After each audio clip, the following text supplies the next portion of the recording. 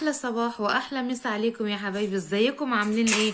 ان شاء الله يا رب تكونوا دايما بخير وصحة وسعادة، وسنة جديدة عليكم يا رب. ان شاء الله تكون سنة الخير كلها، يكون كورونا مشيت مشيت مشيت وما تجيش عندنا تاني. النهاردة بقى في الجو البرد قوي ده، الجو فعلا برد بقاله كام يوم، هنعمل وصفة حلوة قوي قوي قوي وهتعجبكم جدا جدا. سهلة وبسيطة وخفيفة ومش مكلفة او مكلفة، كده كده هنعملها. بص بقى هنعمل ايه. تعالوا تعالوا تعالوا، قبل ما تروحوا في اي حتة ما تنسوش تعملوا لايك وشير وسبسكرايب. اوكي يلا نروح، يلا نروح مع بعض. زي ما قلت لكم بقى، دي الاكله الحلوه خالص اللي احنا بنجهزها كده اهو. ده حواوشي بالكبد والقوانص، الحاجات اللي احنا هنستخدمها دلوقتي مع بعض. كيلو لحمه مفرومه، نص كيلو كبد وقوانص انا كده نقعها في ميه وملح وخل، 4 بصلات ابيض واحمر او المتوفر عندك عادي جدا، ملح وفلفل اسود، ملح وشطه وكمون، التلاتة هم على بعض دول. وده طبق سلطة خضراء حلو جدا كده هنستخدمه، ودي طحينة خام. تمام كده، نرجع كده اهو تاني. تمام كده، دي بقى جبنة موتزاريلا براحتكم، يعني متوفرة عندكم تمام، مش متوفرة عادي جدا هتطلع بنفس الامكانيات بنفس الطعم. زي ما انتوا شايفين اهو كده انا ابتديت. تمام كده، وده المطبخ طبعا هو اللي انا شغاله فيه. تمام،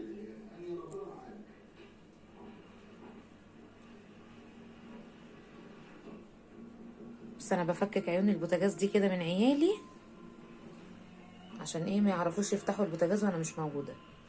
تمام كده اهو، تمام كده زي الفل زي الفل. نبتدي ونقول بسم الله الرحمن الرحيم. المقدار هنا بقى بتاع كيلو اللحمه المفرومه ده، انا هحط عليه ال4 بصلات دول. بصوا هما يعني ايه متوسط، يعني متوسطين اهو. ايه رايكم كده؟ تمام، احنا كده هم نضفناهم، نروح بقى على الكبه ونفرمهم. تمام، ثانيه واحده كده بقى اهو. انا قطعت البصل كله هنحطه في الكبه زي ما احنا شايفين كده اهو.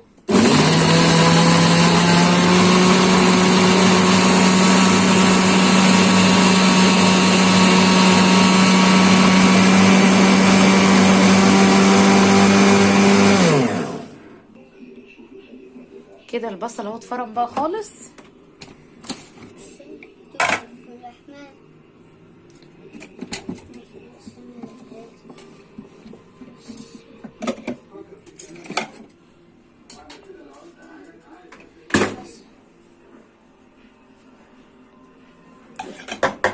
تمام كده،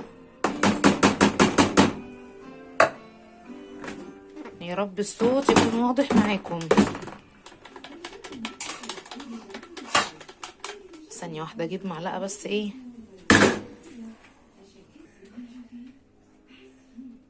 كده نزلت البصل كله.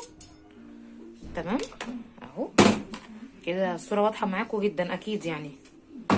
هحط بقى دلوقتي ملح وفلفل اسمر. تمام، الملح على فكرة انا ما اقدرش ان انا اتحكم فيه من عندي، عشان كل واحد ليه حياء معين يعني مناسب معاه. في ناس بتحب الاكل دلع، في ناس بتحب الاكل ملحه مظبوط، انا بحب الاكل ملحه مظبوط. تمام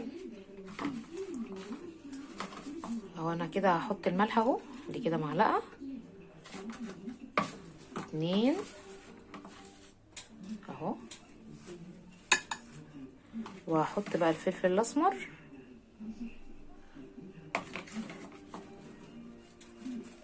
تمام كده، عايزين نركز ان الملح ما يكترش هنا في الخطوة دي بالذات معانا، عشان لسه في ملح وشطة وكمون هيدخلوا لنا في الكبده والقوانص عشان الاكل ما يطلعش معاكم مالح. تمام. دلوقتي كده بقى احنا هنقلبه كله مع بعضه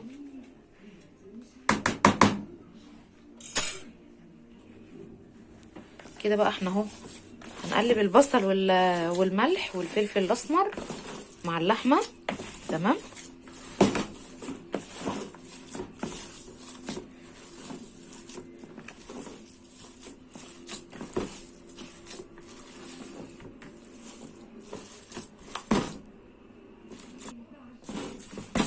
احنا نقلبهم اهو. اهم حاجه بس يتقلبوا كويس جدا عشان يدخلوا مع بعض كده في الملح بقى، والحركات والحركات والحركات زي ما انتوا شايفين. ايه رأيكم؟ على فكرة انا بحطش اي توابل خارجية خالص، انا كل التوابل اللي بحب استخدمها جدا ملح وفلفل اسمر، يعني دي من اكتر الحاجات صراحة ربنا اللي انا بحب احطها.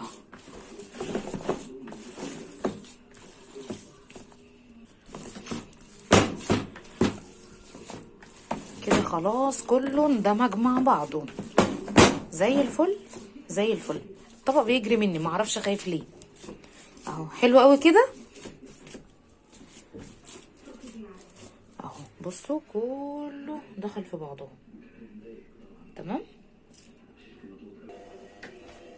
دلوقتي بقى كده شغلنا البوتاجاز اهو، عشان ايه هنحط على النار معلقه سمنه بلدي، معلقه اهي. تمام زي الفل كده.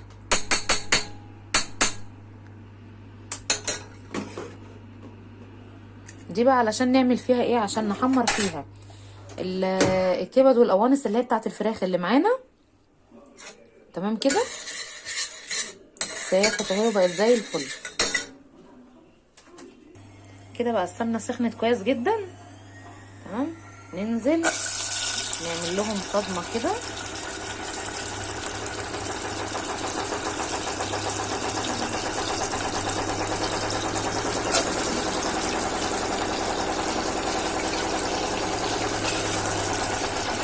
والله يا جماعه تقولوا الغساله مستقصداني اصلا، كل ما اكون شغاله بصور تلاقوا الغساله شغاله بتعصر، مش فاهمه في ايه.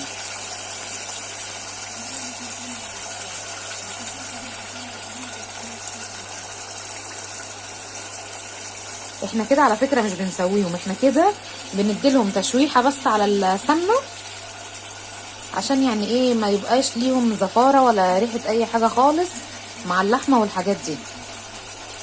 تمام. يعني المعلقه دي بواقي السمنه على فكره اهي. تمام.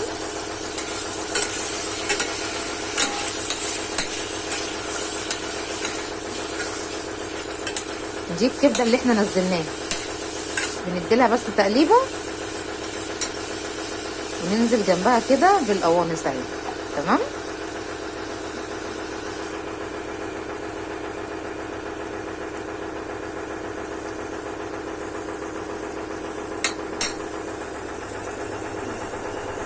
احنا دي ممكن نعملها في طاسه، ممكن نعملها في اي حاجه تانية مفروده، بس انا بعمل في دي عشان ما تبهدلش البوتاجاز، يعني ما يجيش ناحيته سمنه ولا يطرطش ولا كده. تمام كده. كده قلبنا القوانص اهي. بصوا بدات ايه تشم النار مع السمنه، كشت بقى خلاص، اللي يعتبر ايه بتديكي شكل ان هي نزلت في سخونيه يعني. تمام كده.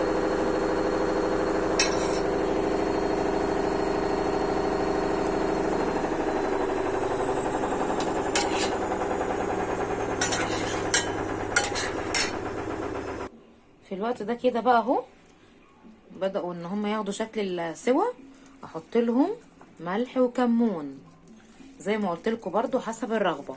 اهم حاجة الملح ما يزيدش معاكم عشان ما يطلعش مالح. تمام.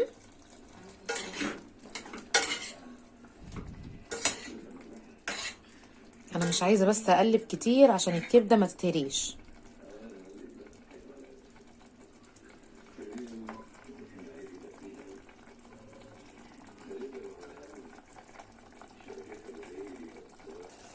دلوقتي بقى كده اهو الكبده والقوانص استووا تمام زي ما احنا شايفينهم كده اهي تمام كده زي الفل.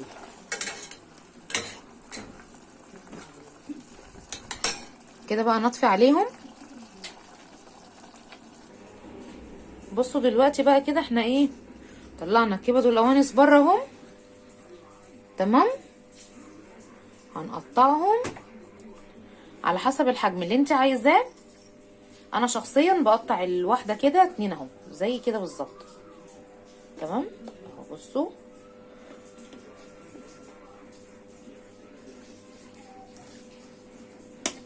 تطلع الواحده معايا الحجم ده اهو كده. احنا قطعناهم كلهم. هناخدهم نحطهم فين؟ على اللحمه بتاعتنا كده زي الفل تمام. انا معليه لكم صوتي اخر حاجه اهو عشان ايه محدش يقول لي صوتك واطي يا ام قمر. هناخد بقى شويه من اللي هو الجوس اللي نزل من الكبده والقوانص اهو. طعمهم بيبقى فظيع بس حاولي ما تكتريش برضو عشان لما نيجي نحشي العيش بتاعنا ما يبقاش عامل اي حاجه. على فكره البوتاجاز نضيف زي الفل زي ما انتوا شايفينه كده، او يعني لو اي حاجه وقعت عليه انا بستخدمها لان هو مش بوتاجاز في الشارع يعني. شايفين زي الفل زي الفل. يلا بقى ايه استنوا لحسن الطبق يتلسع، ده النار كانت شغاله. يا نهار ابيض يا نهار ابيض يا نهار ابيض. بصوا احنا دلوقتي هنقلب بس بالراحه جدا واحنا بنقلبه عشان الكبده بتاعتنا طبعا هنا اهي زي ما انتوا شايفين تمام. ما تتهريش مننا، فهناخد من تحت ونطلع على فوق، ناخد من تحت ونطلع على فوق تمام. دلوقتي بقى كده اهو انا قلبتها كويس جدا. اديت لها شعرايه ملح وفلفل شعرايه فلفل اسمر بس من غير ملح. ونيجي بقى للحاجه اللي هتخليه حلو قوي معانا. ده ايه؟ بيكنج باودر تمام. البيكنج باودر ده مهمته هنا معانا ان هو يرفع لنا السمك بتاع اللحمه من جوه وتلاقيها حلوه وهشه قوي كده ومستويه جدا ومظبوطه قوي قوي قوي تمام. هنحط دلوقتي اهو منه بمقدار يعني تقدروا تقولوا مثلا نص معلقه، معلقه شاي، تقدروا تقولوا معلقه ممسوحه كده اهي تمام. كده احنا بقى خلصنا العصاك بتاعنا كله، مفيش اي حاجه تانية هتضاف عليه. ودي التركايه اللي موجوده فيه، شعرايه البيكنج باودر اللي احنا حطيناها. دلوقتي بقى هنقلبهم كلهم في قلب بعض وهنحط جوه العيش بتاعنا تمام. دلوقتي بقى كده العيش بتاعنا اهو فتحته على قد كف الايد، فتحته على قد كف الايد تمام اهو ها زي الفل زي الفل. يلا نعبيه ونشوف هنحطه ازاي.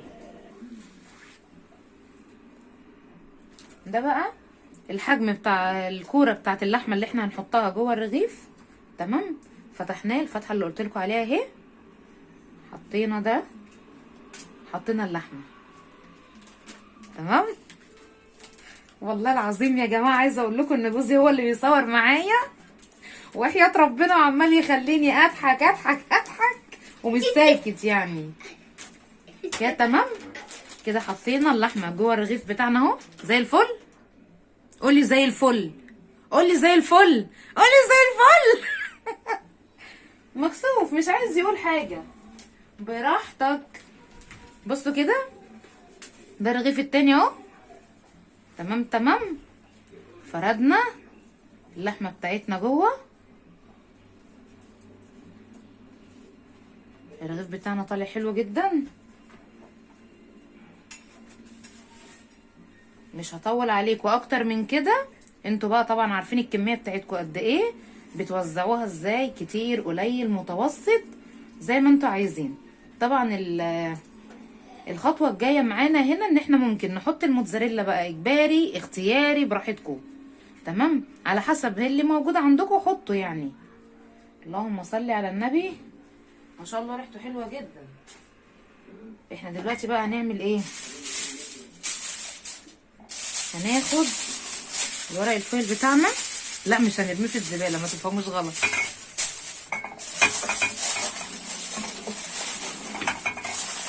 هنلفه كده حوالين التركيز اهو، زي ما قلت لكم البوتاجاز نضيفه زي الفل، بس ايه اللي هيقع عليه عادي جدا هنستخدمه. دلوقتي احنا كده الطاسه كده فاضيه خالص ما فيهاش اي حاجه. هنجيب بقى الزيت بتاعنا اللي احنا هنستخدمه،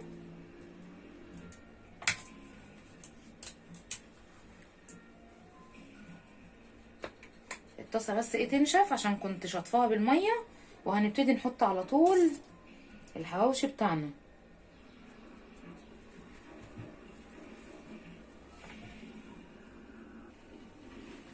دلوقتي بقى كده اهو الطاسه سخنت، هنحط فيها حبه زيت كده، شايفينهم قد ايه اهو.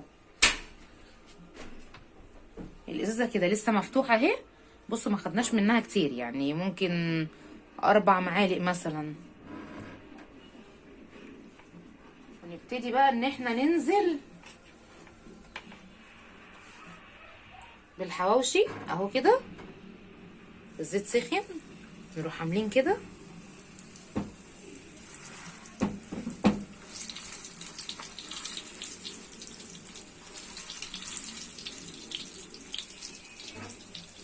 كده، بيستوي معانا اهو، شايفينه زي الفل.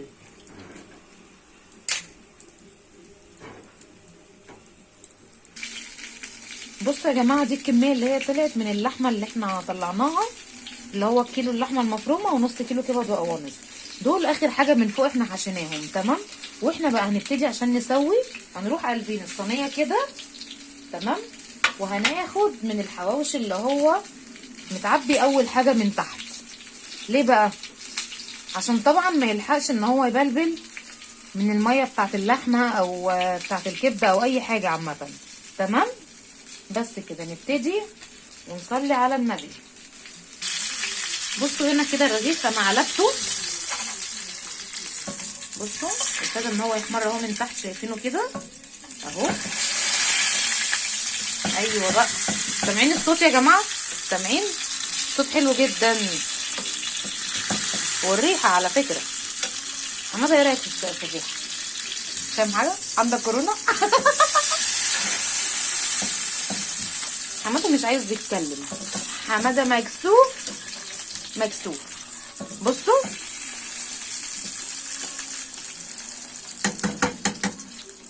شايفينه زي الفل تمام.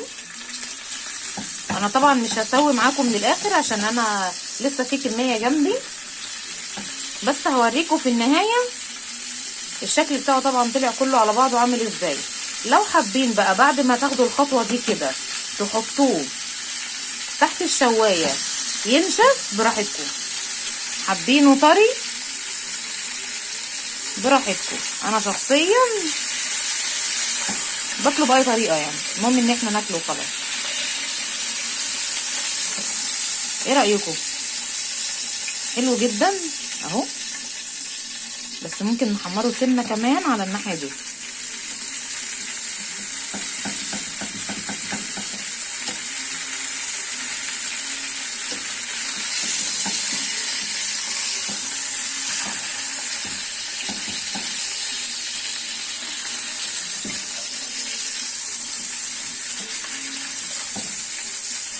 على فكرة ما بياخدش وقت خالص يعني، الرغيف كبيره 5 دقايق او 7 دقايق ويستوي.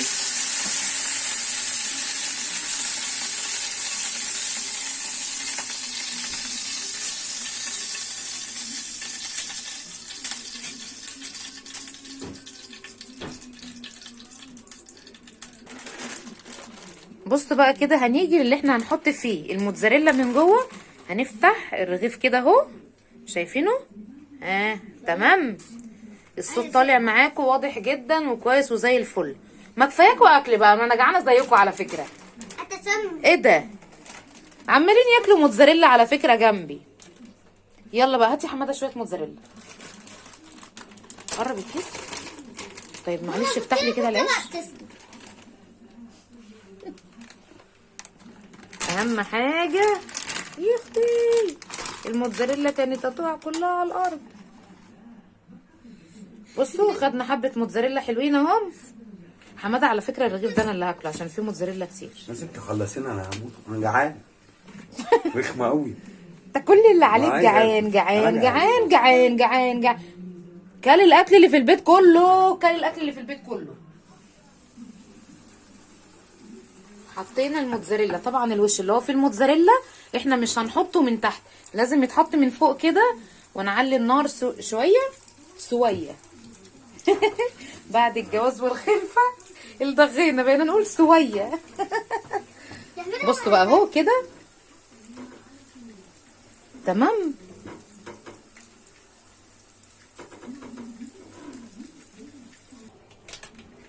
ده بقى اللي هو فيه الموتزاريلا. بص كده ايه من تحت اهو استوى تمام.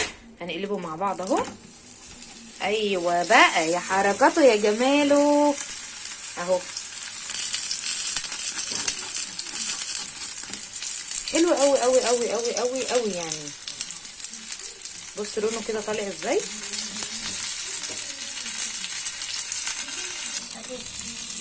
كده ده الوش اللي هو تحتيه على طول في الموتزاريلا تمام. كده اهو استوى. بصوا شايفين الموتزاريلا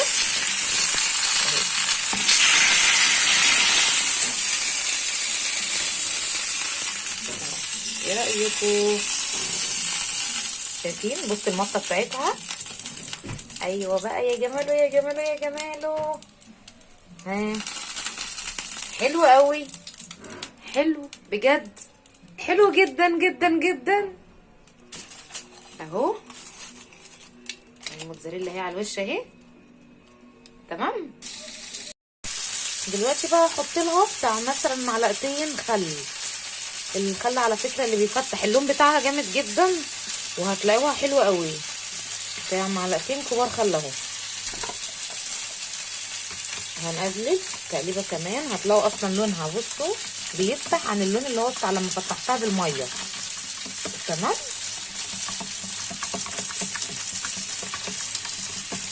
اهو عايزه اقول لكم ان الطحينه بتاعت المطاعم بيضربوها على النار بعد ما بتتعمل بيحطوها على النار عشان اللهم صل على النبي عشان تتقل.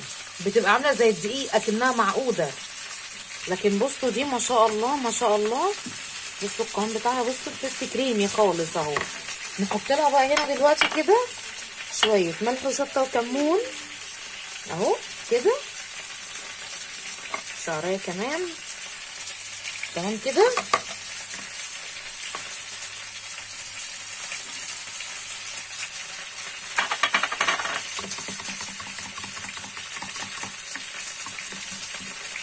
اهو حطينا كده الملح والشطه والكمون بتوعها.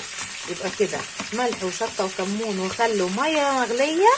اهم حاجه الميه تكون مغليه عشان تخليها تفك معانا كده بسرعه تمام. ونيجي بقى نحط لها شويه بقدونس كده كده. حطينا اهو شويه بقدونس. هي بتبقى جميله اصلا بالبقدونس يعني بتبقى حلوه قوي تمام. ممكن بقى اختياري نحط لها فصين توم او فص توم وممكن ما نحطش خالص. دي حاجه بتاعتنا احنا شخصيه تمام. بس يا بدري شويه دي بتاعتنا احنا شخصيه ان احنا نحط التوم او ما نحطهوش. وبكده تكون سلطه الخضار خلصت ويكون كمان الطحينه بتاعتنا اهي شكلها جميل قوي وطعمها حلو جدا على فكره. بصوا بقى الحواوشي فظيع فظيع فظيع. بصوا انا بحب اللي هو بيكون مقرمش شويه ده. سامعين؟